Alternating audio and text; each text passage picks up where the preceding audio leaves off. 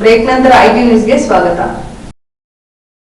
ಬಯಲುನಾಡಿನಲ್ಲಿ ನೀರಿನ ಅಭಾವ ಕಾಡುತ್ತಿದ್ದು ಕಳೆದ 1 ತಿಂಗಳಿನಿಂದ ಬಿದ್ದ ಅಲ್ಪ ಸ್ವಲ್ಪ ಮಳೆಗೆ ಕೆರೆ ಕುಂಟೆಗಳು ನೀರು ಬಂದು ಜನತೆಯಲ್ಲಿ ನೆಮ್ಮದಿ ತಂದಿದೆ. ಬಯಲುನಾಡಿನಲ್ಲಿ ನೀರಿನ ಅಭಾವ ತೀವ್ರವಾಗಿ ಕಾಡುತ್ತಿದ್ದು ಕಳೆದ 1 ತಿಂಗಳಿನಿಂದ ಬಿದ್ದ ಅಲ್ಪ ಸ್ವಲ್ಪ ಮಳೆಗೆ ಕೆರೆ ಕುಂಟೆಗಳಿಗೆ ನೀರು ಬಂದಿದ್ದು ಬರಪೀಡಿತ ಪ್ರದೇಶಗಳಲ್ಲಿ ನೀರಿನ ಅಭಾವ ಕೊಂಚ ಕಡಿಮೆಯಾಗಿದೆ. ಚಿಂತಾಮಣಿ ತಾಲೂಕಿನ ಮುರುಗಮಲ್ಲದ ಸುತ್ತಮುತ್ತಲಿನ ಕೆರೆ ಕುಂಟೆಗಳಿಗೆ ನೀರು ತುಂಬಿದ್ದು ಜನತೆಯ ಮುಖದಲ್ಲಿ ಹರ್ಷ ಕಾಣಿಸಿಕೊಂಡಿದೆ.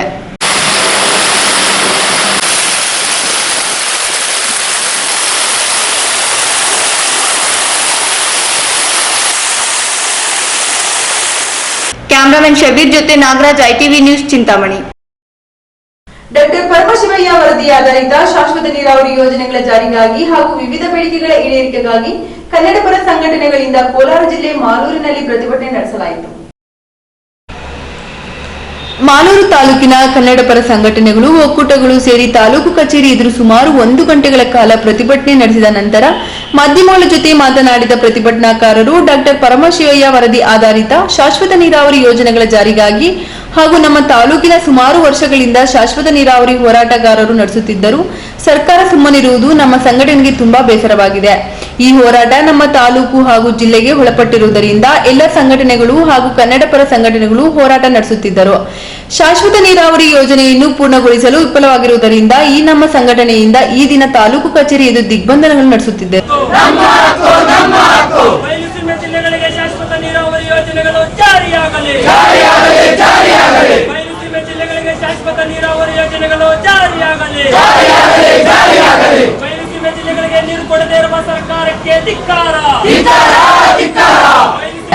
ಇದೇ ರೀತಿ ಮುಂದಿನ ದಿನಗಳಲ್ಲಿ ಯಶಸ್ವಿಯಾಗದೇ ಇದ್ದಲ್ಲಿ ನಮ್ಮ ಸಂಘಟನೆಯಿಂದ ರಾಜ್ಯ ಸರ್ಕಾರ ಹೆಚ್ಚಿಸುತ್ತೇವೆ ಎಂದು ಆಗ್ರಹಿಸಿದ್ರು.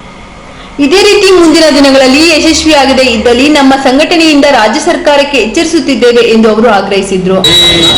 ಡಾಕ್ಟರ್ ಪರಮಶಿವಯ್ಯ ವರದಿ ಆಧಾರಿತ ಶಾಶ್ವತ ನೀರಾವರಿ ಯೋಜನೆಗಳ ಜಾರಿಗೆ ವಿವಿಧ ಬೇಡಿಕೆಗಳ ಈಡೇರಿಕೆಗಾಗಿ ಮನವಿ ಸಲ್ಲಿಸಿದ್ದೀರಿ.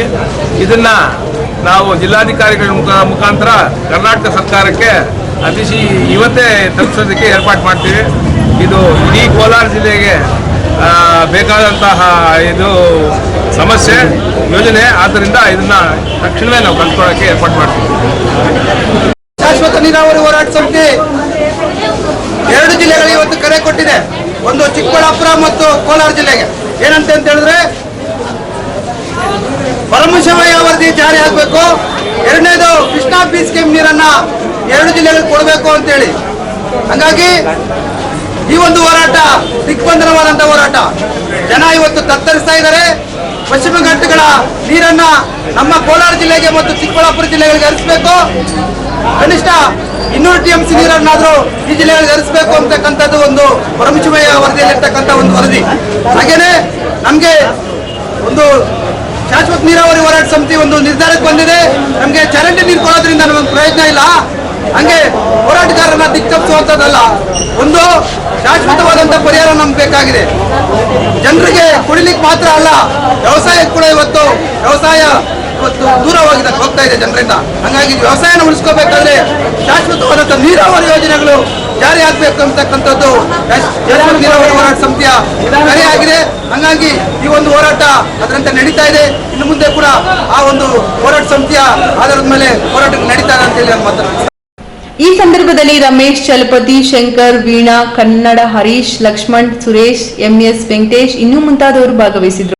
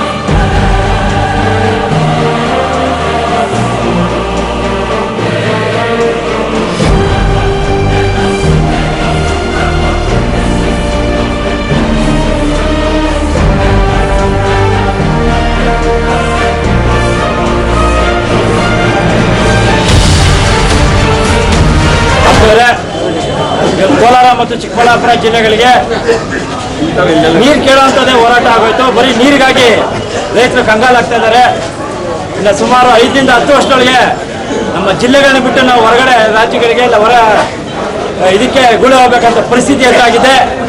ಎಲ್ಲರಿಗೂ ಕೈ ಮುಗಿದು ಬೇಡ್ಕೊಂತೀನಿ, ಪ್ರತಿಯೊಬ್ಬ ರೈತರು ಪ್ರತಿಯೊಬ್ಬರು ಮನೆಗೊಬ್ಬರಂತೆ ಈ ನೀರಾವರಿ ಹೋರಾಟಕ್ಕೆ ಭಾಗವಹಿಸಿದ್ರೆ ಮುಂದಿನ ದಿನಗಳಲ್ಲಿ ಕುಡಿಯುವ ನೀರಿನ ಹಾಹಾಕಾರ ತುಂಬ ಆಗುತ್ತೆ.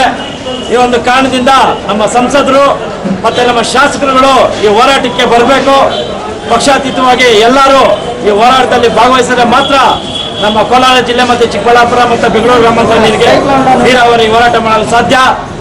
ಮಾಡದೆ ಹೋದಂಥ ಪಕ್ಷದಲ್ಲಿ ತುಂಬ ತೊಂದರೆ ಆಗುತ್ತೆ. ನವೆಂಬರ್ 2ನೇ ತಾರೀಕು ಕಸ್ತೂರಿ ಕರ್ನಾಟಕ ಜನಪರ ವೇದಿಕೆಯಿಂದ ಜಿಲ್ಲೆಯ ಎಲ್ಲ ಸಂಸದರು ಮತ್ತು ಶಾಸಕರ ಮನೆಗೆ ಮುಖ್ಯ ಆಗುವಂಥ ಕಾರ್ಯಕ್ರಮ ಇದೆ. ಈ ಒಂದು ನೀರಾವರಿ ಕಾರ್ಯಕ್ರಮಕ್ಕೆ ಎಲ್ಲರೂ ಹೆಚ್ಚಿನ ಸಂಖ್ಯೆಯಲ್ಲಿ ಭಾಗವಹಿಸಬೇಕಾಗಿ ಮನವಿ ಮಾಡ್ತೀನಿ. ಕೋಲಾರ, ಚಿಕ್ಕಬಳ್ಳಾಪುರ, ತುಮಕೂರು, ಬೆಂಗಳೂರು ಗ್ರಾಮಾಂತರ ಜಿಲ್ಲೆಗಳಿಗೆ ಕುಡಿಯುವ ನೀರಾವರಿ ಯೋಜನೆಗೋಸ್ಕರ ನಾವು ಸುಮಾರು 20-30 ವರ್ಷಗಳಿಂದ ಸತತವಾಗಿ ಹೋರಾಟ ಮಾಡ್ತಾನೆ ಇದ್ದೀವಿ. ಆದರೆ ಯಾವುದೇ ರೀತಿಯ ಬರ್ತಕ್ಕಂಥ ಸರ್ಕಾರಗಳು, ನಮ್ಮನ್ನು ಆಳ್ತಕ್ಕಂಥ ಸರ್ಕಾರಗಳು ಯಾವುದೇ ರೀತಿಯ ನೀರಾವರಿ ಯೋಜನೆಯನ್ನ ನಮ್ಮ ಬರಪೀಡಿತ ಜಿಲ್ಲೆಗಳಿಗೆ ಕೊಡದೇ ಇರತಕ್ಕಂಥದ್ದು ಖಂಡನೀಯ. ಇವತ್ತು ಕರ್ನಾಟಕ ದಲಿತ ಸಂಘರ್ಷ ಸಮಿತಿ ಏನು ಮುಂದಿನ ದಿನಗಳಲ್ಲಿ ಇಡೀ ರಾಜ್ಯಾದ್ಯಂತ ಏನು ನಮ್ಮ ಸಂಘಟನೆ ಇದೆ, ಎಲ್ಲ ರೀತಿಯನ್ನು ಸಹ ರೈಲುಗಳಿಗೆ ತಡೆಯನ್ನ ಹಾಕೋದ್ರ ಮುಖಾಂತರ ಕೇಂದ್ರ ಸರ್ಕಾರದ ಮೇಲೆ ಒತ್ತಡ ಏರಿ ಇವತ್ತು ನಮ್ಮ ಕೋಲಾರ ಜಿಲ್ಲೆ ಮತ್ತು ಚಿಕ್ಕಬಳ್ಳಾಪುರ ಮತ್ತು ಬೆಂಗಳೂರು ಗ್ರಾಮಾಂತರ ಜಿಲ್ಲೆಗಳಿಗೆ ಕುಡಿಯುವ ನೀರು ಹೋರಾಟಕ್ಕೆ ನಮ್ಮ ಕರ್ನಾಟಕ ದಲಿತ ಸಂಘರ್ಷ ಸಮಿತಿ ಪ್ರೊಫೆಸರ್ ಬಿ ಕೃಷ್ಣಪ್ಪ ಸಂಘಟನೆಯು ಸ್ವತಃ ಸಿದ್ಧವಾಗಿದೆ ಅಂತಕ್ಕಂಥ ಮಾತನ್ನ ಹೇಳ್ತಾ ನಾನು ಮಾತನ್ನು ಮುಗಿಸ್ತೇನೆ. ಕ್ಯಾಮರಾಮನ್ ಸಂತೋಷ್ ಜೊತೆ PN Das, ITV news Malur. Kannada ಭಾಷೆ ಸಂಸ್ಕೃತಿಗೆ ಇಂಬು ನೀಡುವ ಉದ್ದೇಶದಿಂದ ಸರ್ ಎಂ ವೀರ್ ಅವರಿಂದ ಸ್ಥಾಪಿತವಾದ ಕಸಾಪ ಶತಮಾನೋತ್ಸವವನ್ನು ಆಚರಿಸಿಕೊಳ್ಳುತ್ತಿರುವುದು ಕನ್ನಡಿಗರಿಗೆ ನೆಮ್ಮದಿಯ ಸಂಗತಿ ಎಂದು ಬೆಂಗಳೂರು ಗ್ರಾಮಾಂತರ ಜಿಲ್ಲೆ ದೇವನಹಳ್ಳಿ ತಾಲೂಕು ಕಸಾಪ ಅಧ್ಯಕ್ಷ ಎನ್ ರಾಜಗೋಪಾಲ್ ಹೇಳಿದರು.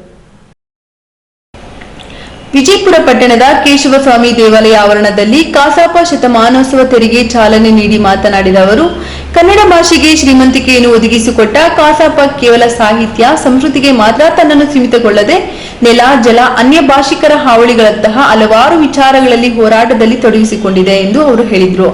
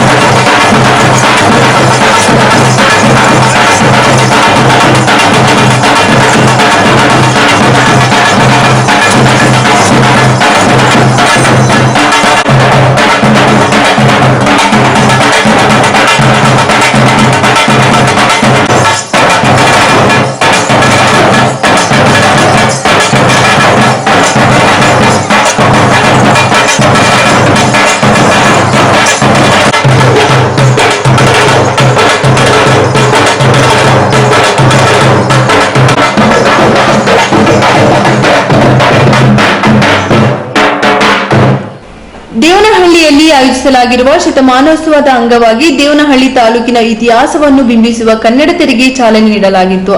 ದೇವನಹಳ್ಳಿ ತಾಲೂಕಿನ ಪ್ರಸಿದ್ಧ ಸ್ಥಳಗಳು, ಪ್ರಸಿದ್ಧ ಸಾಧಕರು, ತಾಲೂಕಿನ ಜನಜೀವನ, ಕೃಷಿ ಮುಂತಾದ ವಿಚಾರಗಳನ್ನು ಕನ್ನಡ ಧ್ವಜವನ್ನು ಆರಿಸುವ ಮೂಲಕ ಕಸಾಪ ಶತಮಾನೋತ್ಸವ ತೆರಿಗೆ ಚಾಲನೆ ನೀಡಲಾಯಿತು. ಸಂಭ್ರಮಾಚರಣೆ ಮಾಡುವಂಥ ಒಂದು ಕಾರ್ಯಕ್ರಮ ಇದು. ಜಿಲ್ಲೆಯ ಕಾರ್ಯಕ್ರಮ ಆಗಿರೋದ್ರಿಂದ ನಮ್ಮ ದೇವನಹಳ್ಳಿ ತಾಲೂಕಿನಲ್ಲಿ ವೆಂಕಟೇಶ್ವರ ವೈಭವ ಕಲ್ಯಾಣ ಮಂಟಪದಲ್ಲಿ ಇವತ್ತು ಈ ಒಂದು ದೊಡ್ಡ ಕಾರ್ಯಕ್ರಮ ನಡೀತಾ ಇದೆ. ಇವು 4 ತಾಲೂಕುಗಳಲ್ಲಿ ನಾವೇನು ಮಾಡಿದ್ದೀವಿ ಅಂದರೆ, ಕನ್ನಡ ಸಾಹಿತ್ಯನ ಪರಿಷತ್ತಿನ ಏನು ಶತಮಾನೋತ್ಸವದ ಅಂಗವಾಗಿ 4 ತಾಲೂಕುಗಳಲ್ಲಿ ಅಂದರೆ ಹೊಸಕೋಟೆ, ದೊಡ್ಡಬಳ್ಳಾಪುರ, ನೆಲಮಂಗಲದಲ್ಲಿ ಈ ಒಂದು ಥರ ನಾವೊಂದು ರಥವನ್ನು ಸಿದ್ಧತೆ ಮಾಡಿ ಇದ್ರ ಮುಖಾಂತರ ಸಾಹಿತ್ಯ ಪರಿಷತ್ತಿನ ಕಾರ್ಯಕ್ರಮವನ್ನು ನಾವು ದೇವನಹಳ್ಳಿಗೆ ಹೊರಡಬೇಕು ಅಂತೇಳ್ಬಿಟ್ಟು ಇಲ್ಲಿಂದ ಪ್ರಯತ್ನ ಪಟ್ಟಿದ್ದೀವಿ. ಅದರ ಅಂಗವಾಗಿ 4 ತಾಲೂಕಿಗಿಂದ ಈ ಕನ್ನಡದ ತೇರನ್ನು ನಾವು ಶತಮಾನೋತ್ಸವ ಸಂಭ್ರಮಾಚರಣೆಗಾಗಿ ನಾವು 4 ತಾಲೂಕುಗಳಿಂದ ತೇರನ್ನು ಹೊರಡಿಸಿ ಇವತ್ತು ಎಲ್ಲ ದೇವನಹಳ್ಳಿ ಪುರಭವನದಲ್ಲಿ ಎಲ್ಲ 4 ತಾಲೂಕಿನ ತೇರುಗಳು ಸೇರಿ ಅಲ್ಲಿಂದ ವೆಂಕಟೇಶ್ವರ ವೈಭವದಲ್ಲಿ ನಮ್ಮ ಈ ಒಂದು ಕಾರ್ಯಕ್ರಮ ನಡೀತಾ ಇದೆ. ಅದಕ್ಕೆ ದೇವನಹಳ್ಳಿ ತಾಲೂಕಿನಲ್ಲಿ ನಡೀತಿರೋದ್ರಿಂದ ತಾಲೂಕಿನ ಹೆಚ್ಚಿನ ಜನರು ಈ ಒಂದು ಕಾರ್ಯಕ್ರಮಕ್ಕೆ ಬರ್ತಾರೆ. ಈ ಒಂದು ಕಾರ್ಯಕ್ರಮ ಯಶಸ್ವಿ ಆಗಿರ್ತದೆ ಅಂತ ಹೇಳ್ಬಿಟ್ಟು ಆಶಿಸ್ತಾ ನನ್ನ ಎರಡು ಮಾತುಗಳು ಮುಗಿಸ್ತಾ ಇದ್ದೇನೆ. ಎನ್ ರಾಜಗೋಪಾಲ್, ತಾಲೂಕು ಅಧ್ಯಕ್ಷರು, ಕನ್ನಡ ಸಾಹಿತ್ಯ ಪರಿಷತ್.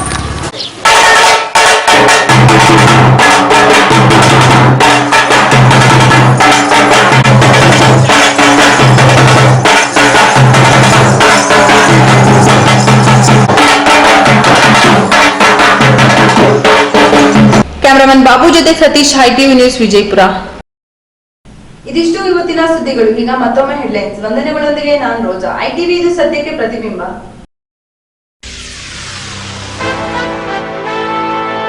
ರಾಜ್ಯಕ್ಕೆ ರಾಹುಲ್ ಭೇಟಿ, ಮೃತ ರೈತರ ಕುಟುಂಬಕ್ಕೆ ಸಾಂತ್ವನ. 2 ದಿನಗಳ ಪ್ರವಾಸ ನಂತರ ಡೆಲ್ಲಿಗೆ ತೆರಳಿದ ಯುವರಾಜ.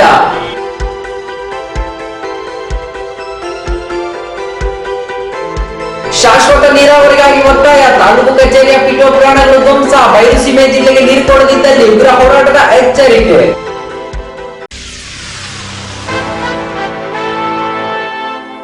ಕನ್ನಡ ಭಾಷೆ ಉಳಿವಿಗೆ ಸಹಕರಿಸಿ, ಕಸಾಪಯೊಂದಿಗೆ ಕೈಜೋಡಿಸಿ. ದೇವನಹಳ್ಳಿ ಕಸಾಪ ಅಧ್ಯಕ್ಷ ರಾಜಗೋಪಾಲ್.